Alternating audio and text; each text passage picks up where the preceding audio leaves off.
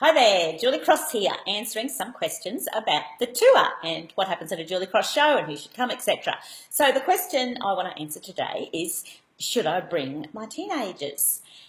Oh, my children? Absolutely, absolutely. I've got so many stories I could tell you about the effect that my message has had on teenagers, and I don't even realise it's happening sometimes.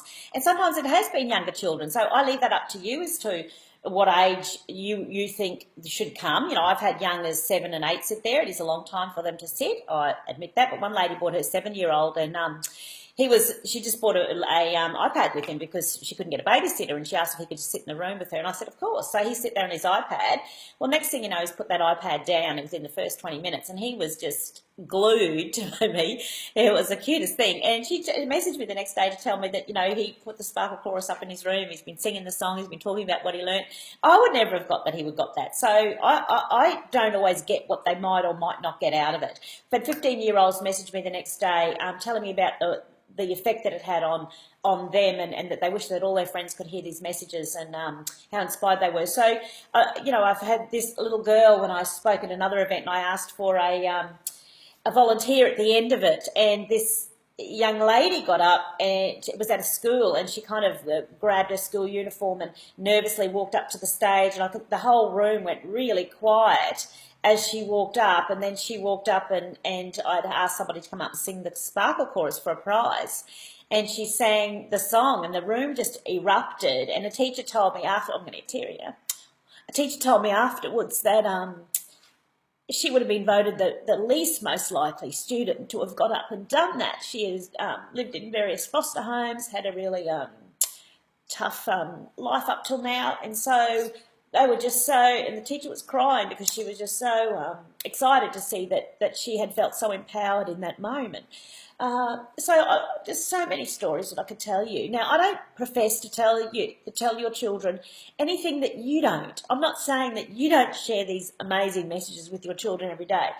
But what we know is that sometimes in hearing these messages from somebody else, it affirms what you've been saying. And there'll be many moments that you'll be wanting to go, I've told you that, I've told you that. Oh, yeah, look at her nodding now.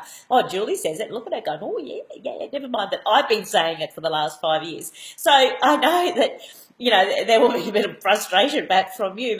And that's the idea, is that we expose them to these different messages from all different people, because the idea is that we want, you know, we can't expect our children to just get these messages without having some experiences, or without hearing the stories, or without having the emotional workout. And so we spend so much time dressing up our children on the outside. Let us nurture them on the inside and make them strong and resilient and courageous and fearless. And sometimes they just need the invitation. I'm sorry, I get so emotional. Oh, I'm not sorry, because that's what I do. But and that's the gift I hope to give them, is that I want them to know for sure that they are valued and that they make a difference in the world. And sometimes they need to hear that from strangers, so other people that want them to know that they do make a difference, and that we need them showing up in the best of themselves, and give them permission and invite them to stand out from the crowd and to own their space in the world, and to know that, you know, life's just such a treasured gift, and to give that gift the respect it deserves. And so there's lots of different messages that they will get, but and sometimes they'll walk away and not get it all, and it may resonate, you know, months later or something. And so and that's okay too. That is actually okay too. So yes, it is relevant for your teenagers or for your children. Yes, male and female, and I'll talk about males specifically in another video, but males and females, absolutely. You know, when I first started doing my public shows, I started doing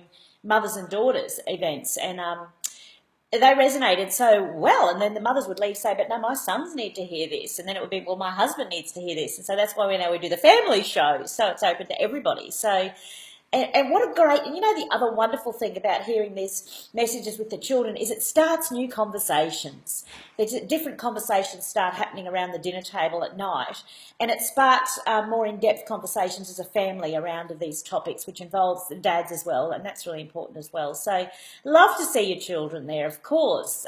There will be something in it for them as well. Thank you.